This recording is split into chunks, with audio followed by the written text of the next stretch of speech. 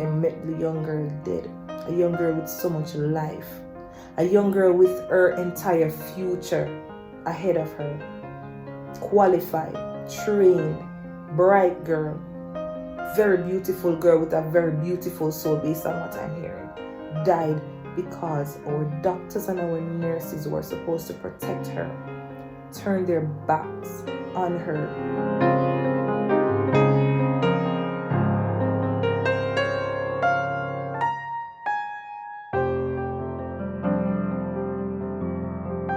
Hi guys, and welcome back to my YouTube channel. My name is Hanik and this is Hanik's Opinion. Now, as I expected, I have to touch on this topic. Her name is Jodian Fearon'S. She died at the University Hospital of the West Indies. She died at the age of 23. Now, a lot of us know the case as the pregnant woman who died shortly after giving birth, but she had a name and it's Jodian Fearon. The circumstances surrounding her death is heartbreaking. It leaves one feeling, like, whoa, can we really trust our healthcare? Can we really trust those who took a oath to protect us? Now, let's do a little background on her. She's 23. She's a recent graduate of the University of West Indies. She works at Pika. She's just getting her life together and got pregnant, paid her money to have her baby at the Andrews Memorial Hospital. But somewhere along the line, concern was raised whether or not she's positive for the coronavirus or not.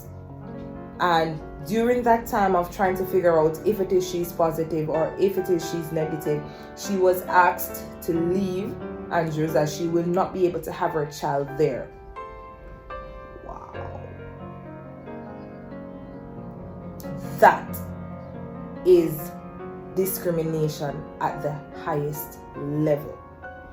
When you look and you think about the fact that it's not a public hospital, it's a private facility, you paid your money to have your child there, you paid your money to have a C-section done, but yet still you were sent to a public hospital where you will now be asked to push as your child is in distress. That young girl went through so much, and now they're saying she died as a result of heart failure. First we heard that it was heart attack, now we're hearing that it was heart failure. Now, my thing on this is all of this could have been prevented. And not could have, but should have been prevented. No woman deserved to die bringing a life into this world or shortly after bringing a life into this world. Now, let's look at some of the facts surrounding her case. She was indeed admitted to Andrews. She was prepped for surgery, developed complication. They called UHWI. UHWI refused to take the patient. They called Jubilee. Jubilee didn't have the space to take the patient, based on what we're hearing, where she was then transferred somehow to the Spanish Town Hospital. That's where she gave birth. And then she was transferred to UHWI for, I don't know what type of procedure, but it was while she was there, something happened and she died. Based on reports from the pathologist, we're hearing that she died on the floor of the university hospital. No, that is unacceptable to say the least.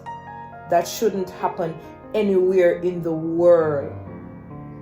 When we look at the other things surrounding this case, you beg to wonder, why is it that she was transferred from Andrews to Spanish Town? If it's a case where Andrews doesn't have a ICU, why transfer the patient to Spanish Town? Spanish Town Hospital does not have an ICU. So I cannot see the logics, the reasoning for transferring this patient from Andrews to Spanish Town, because 6 of one, half does not the other. Andrews don't have ICU and Spanish Town don't have ICU. So you transferring the patient to Spanish Town just show we say you never really want the patient. You didn't care about the patient, because Based on Andrew's report that I read, they're saying the reason why they couldn't keep the patient was the patient may require additional support that they cannot offer based on limited resources. But you are sending the patient to Spanish Town Hospital that do not have the same resources that you're saying you do not have. That no make no sense to me, none at all. And then the sheer blame thing that's happening, where you're saying, oh, you called UE and UE should have assisted because you can't deal with a complication. But then UE saying, but listen, we did show up there, but when we showed up, we heard that the patient is no longer there. And the back and forth of the fact that the patient couldn't do the surgery because there was no anesthesiologist willing to do the surgery. Then we're hearing that there was in fact 4 independent anesthesiologists that were willing to help the primary doctor in doing this. Like, I cannot understand what's happening. The blame that we're sharing, a life has been lost. This young lady died from either heart failure or, as it was stated previously, cardiac arrest. Either way, she died because she was thrown out of a facility that she trusted to deliver her baby safely. Okay, enough of that now. So, yes, she was transferred to Spanish Town. She was outside the facility for an hour. Based on what I'm hearing, the reason why she was out there for an hour, the doctor just decided to show up at Spanish Town. He didn't want to call ahead because he didn't want to hear that, listen, we cannot take this patient because we do not deal with this kind of case. So he just used faith, whatever it was that he used. He showed up.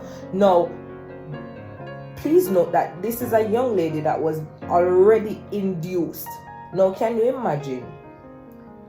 You already send pain on her and you have her going around from pillar to post or post to pillar without any medication whatsoever. I say it over and over. People keep saying, oh, they're humans or whatever. They are trained human beings. They are trained to deal with situations like this. You cannot be comparing doctors and nurses to laymen like me and you. That's what you went to school to do. You're an expert. This is your job. Some job require more than just a first class honors. Some job requires more than just a master's and a PhD and a doctorate. Some job requires love. Some job you need to have compassion and you need to have a passion for what you do. You need to have a heart for what you do. It cannot be that you're a nurse and you're a doctor, but you can look at a patient that was already induced and say, listen, you're breathing incorrectly, something not sound right, and we can't keep you yourself. With love, where is the love? I don't understand it. And when you're going to come out and you're going to try to justify your actions, when you're going to come out and say we did not want to put other patients' life at risk and whatever, so you single-handedly choose full life matter. You choose which patient to treat and which patient to send away. Now, I believe that every single one of them that was in charge of all of this mess should lose their job. The doctor that was there the night, or the nurse, the head nurse, or whoever made that decision that the patient cannot stay there, and every single body that's involved in this mess should lose their job. Andrews and UHWI should be sued because based on what we're hearing, the girl dead on the floor. Based on what we heard on the news from the pathologist, I don't know how he got that information, but she dead on the floor. What kind of inhumane act is that? Nobody deserved to go through what she went through. And yes, she may have had a heart problem, but if she wasn't placed through this distress, if they never put her through so much things, she would have survived. She could have survived. She should have survived. People with sickle cell give birth.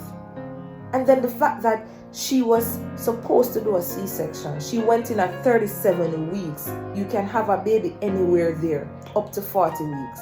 And you went in to have a C-section, and you later had to push because your child was now in distress. And you could no longer get that C-section, and you were forced to push with your pre-existing condition. Come on, man. And if now they're going to say she had a pre-existing condition, she should have been treated with a lot more respect. Her case should have been first priority because she's now immunocompromised. She's now at a greater risk of dying from the virus if she have the virus based on her condition. So those bag of excuses where them are going to come with and I say, oh, she this and she that, that is enough reason for you to have treated her with more respect. That is enough reason for you to have handled her case better. She is sick. She's going through labor. You already induced her. What more you want? More than for help her. And it was brought to our attention that Andrews told the doctor when he got his anesthesiologist and people then to come help him, you cannot use our theater. The girl did pay if you use it. You understand? She paid to use your facility. And I'm blaming you as well. And I'm blaming the government as well. Why is it that Jubilee only have 3 beds to deal with COVID pregnant cases? But yet still, we go into the media and we say our health workers are prepared. They're equipped. They have everything that they need to fight this battle, to fight this virus. But yet still, this act of discrimination against someone with a suspected case, this pregnant woman had a suspected case of the virus, and we treat her like she no. Matter of fact, not we, uno. Because I'm distancing myself, I have nothing to do with it, and I'm not going to be speaking collectively right now. This woman came to you guys with or without that condition, knowing or unknowingly, and deny our basic care. Where is the love from the doctors and the nurses, people who are supposed to do this job because they have a passion and they love it? You denied her basic care. Shoved her out of the facility and tell her, say, you can't have your picnic here, so find somewhere to go. We don't understand it. And this don't make no sense. And it cannot be that nobody is held accountable for this. Somebody needs to be held accountable. And if nobody isn't held accountable, well, Christopher Tufton needs to lose his job. Because as our health minister, you're supposed to make sure say somebody is held accountable. It doesn't matter what the findings are going to say. It doesn't matter the cost. For example, let's say she didn't die. Let us say when she went to Spanish Town, she delivered her baby and she did not lose her life. The circumstances before that is enough for people to have lost their job over. So let me tell you, the fact that she's dead, the fact that she's dead and she will not live to see her child, she not gonna get to experience what I'm hearing was something that she prided herself in being a mother. It doesn't mean anything right now because the situation that occurred prior to her death is enough for people to lose their job over. So let's say she didn't die.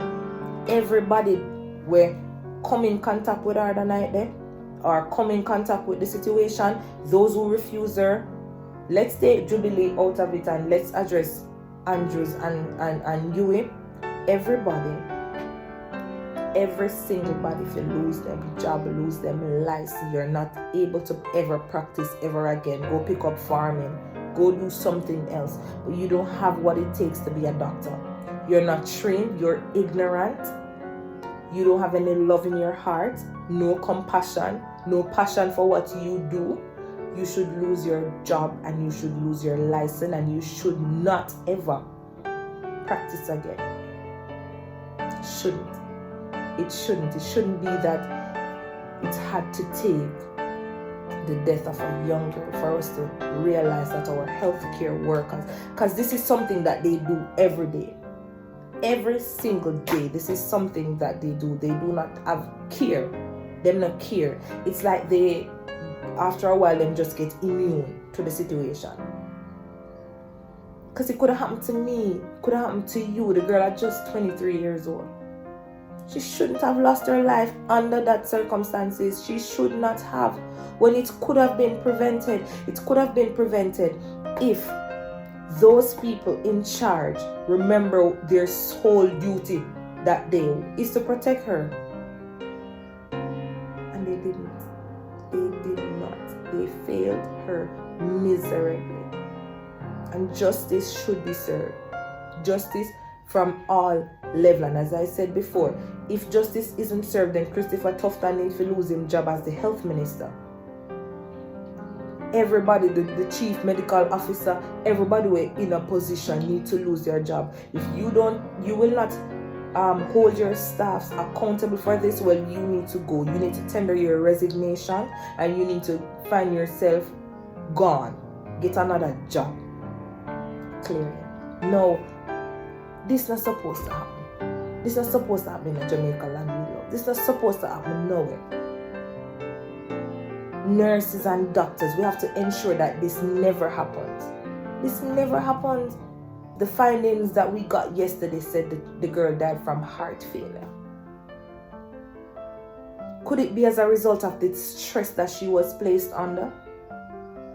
Is it a result of the distress, the hurt, to know that she was betrayed by her very own? She's a Jamaican citizen, and she was scorned, she was mocked by our facilities, by our healthcare workers. You have what is a symptom of the COVID-19, and we're not going to treat you. It may sound harsh, but that's exactly what they did. Under no circumstances should one have to go through that. More so, she's pregnant.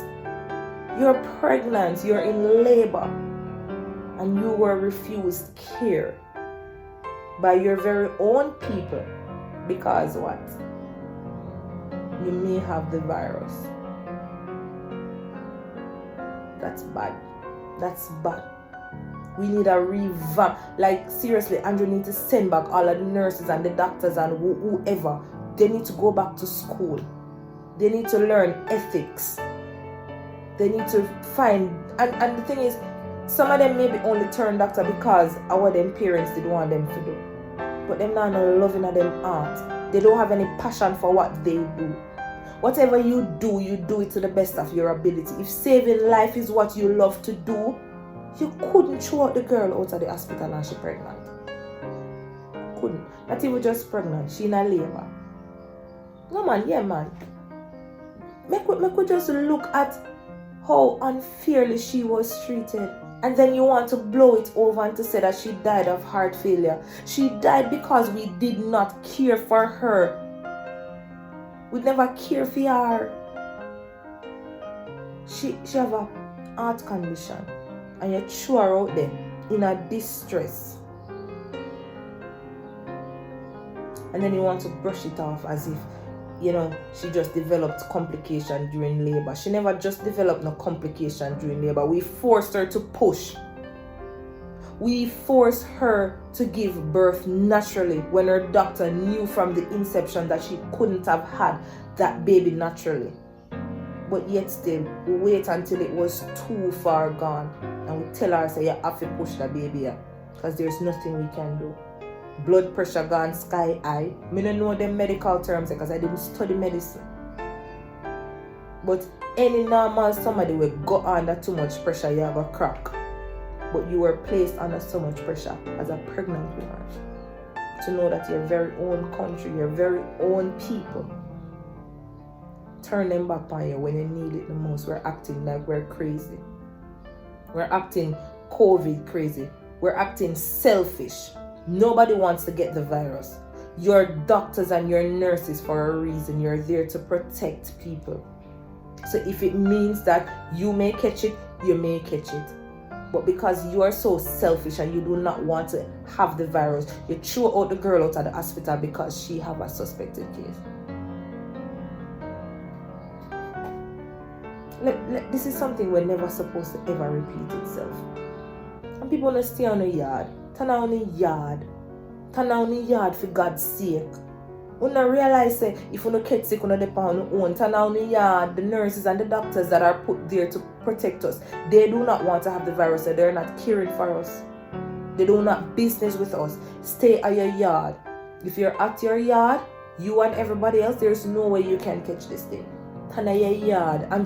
Andrew Olin started to come on the news, come beg on if you turn on the yard. Turn on the yard. You don't have a reason to go on the road. Do not go on the road. I mean, they're human beings as well, yeah, but they're trained human beings. But in a look that way, they're acting ignorant, and I cannot believe that our frontline workers, the doctors, the nurses, we're supposed to understand the virus and understand, say, you cannot catch the virus just by dealing with someone with the virus once you are in your proper protective gear. I can't believe, say, they met the young girl dead. A young girl with so much life. A young girl with her entire future ahead of her. Qualified, trained, bright girl. Very beautiful girl with a very beautiful soul based on what I'm hearing. Died because our doctors and our nurses who were supposed to protect her turned their backs on her at that one time. The one time when she needed them. Jamaica, we need to wake up. It cannot be. This cannot be it. This cannot be. This selfish mindset that we have cannot continue. Cannot. But again, time and time we see people dead and nothing come out of it. But we're here to see what's going to happen to this case. I'm here to talk on it. I'm going to be following this thing to the T. To the T. I've read stories from her sisters. I've read stories from her mother. I've read stories from her aunt. It's heartbreaking to say the least. Heartbreaking. But again, maybe they have to follow. So make sure you like, you share, and you subscribe to my channel. Tell a friend to tell a friend to tell a friend. I'm not really in the vibes. I feel hurt and you don't know, say, this is... If you're a woman with a heart, this situation is supposed to lick you for 6. I lick me for 6 because I have a heart. But we can't continue so.